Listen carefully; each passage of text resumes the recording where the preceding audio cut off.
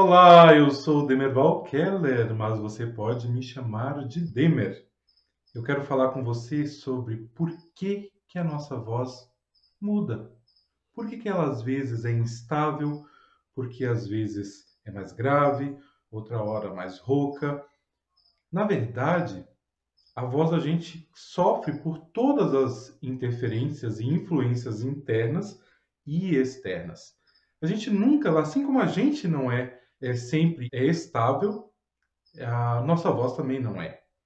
Uma boa notícia disso é que se algum dia a nossa voz não está muito boa, isso não quer dizer que ela permanecerá não muito boa durante a eternidade, durante todo o tempo. E também a gente tem que cuidar de que quando a gente está com a voz no lugar, com tudo, toda a potência, digamos assim, a gente tem que cuidar para não exagerar, porque pode ser que a gente não tenha essa voz durante muito tempo. Mas por que nossa voz muda tanto? Por que ela é instável? Ou a gente poderia até falar que existe uma impermanência vocal? Se a gente parar para pensar, nada é estático, nada é parado no tempo. Né? Se a gente observa a gente mesmo, a gente acorda de um jeito, no meio de meio-dia está de outro, à noite acaba mudando de novo, e a nossa voz acompanha isso. Não quer dizer que a gente acordou com a voz grave, mais grossa, porque durante a noite a gente acaba retendo líquido, que a gente vai ficar com ela assim durante todo o tempo. Né? Depois que ela aquece, depois que ela tira, né, que a gente consegue tirar um pouco do líquido que ela reteve durante a noite, ela começa a funcionar melhor. Então aí vai uma dica importante. Quando você perceber que a sua voz está inchada, que a sua voz não está 100%, cuidado para não abusar, principalmente de manhã. Tá? Se tiver que cantar, tiver alguma atividade para falar muito ou para cantar muito na parte da manhã, lembre-se que suas pregas vocais estarão levemente inchadas, porque é comum a retenção de líquido durante a noite. Se você está com a voz um pouco rouca, isso quer dizer que ela não está vibrando da maneira adequada. Então tem um escape de ar acontecendo ali e por isso que dá essa sensação de voz rouca. Então, quando a gente está com essa voz assim, a gente não pode simplesmente abusar do trato vocal e compensar com força, por exemplo. Ah, minha voz está rouca, então eu preciso falar mais forte. Não, pelo contrário. Nesse dia você tem que economizar, evitar falar, deixar a voz um pouco mais em repouso. Se você tem muito pigarro, por exemplo, que está com aquele dia que a voz está com um pouco mais de secreção, a garganta está um pouco mais pesada por conta disso, o que a gente tem que fazer? Tomar muita água, água à temperatura ambiente. Para quê?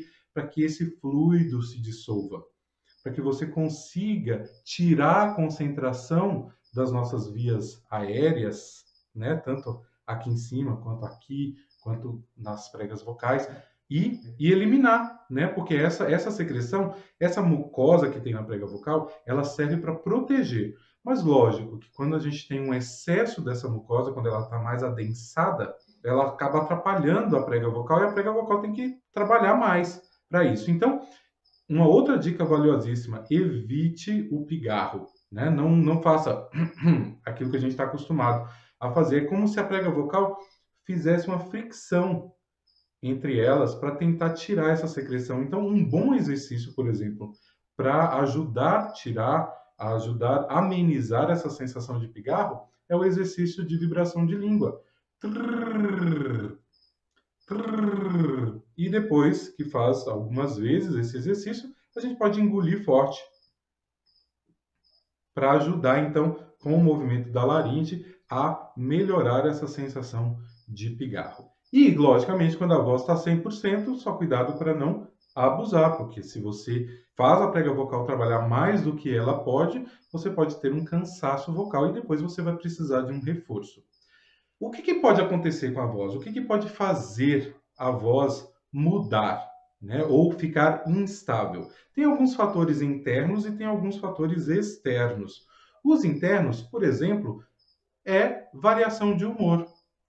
Às vezes, quando a gente está um pouco mais concentrado, um pouco mais intimista, a nossa voz vai estar também seguindo essa mesma relação e ficando um pouco mais calmo, um pouco mais leve, um pouco mais piano, fraco, né? Piano é o termo que a gente usa em música, mas ela vai ficando mais fraca, ela fica um pouco mais apagada, ela não fica tão projetada. Agora, se eu estou radiante, se eu estou extrovertido, aquele dia é capaz da voz vir um pouco mais para os ressonadores aqui de cima, e aí eu vou ter uma voz mais brilhante.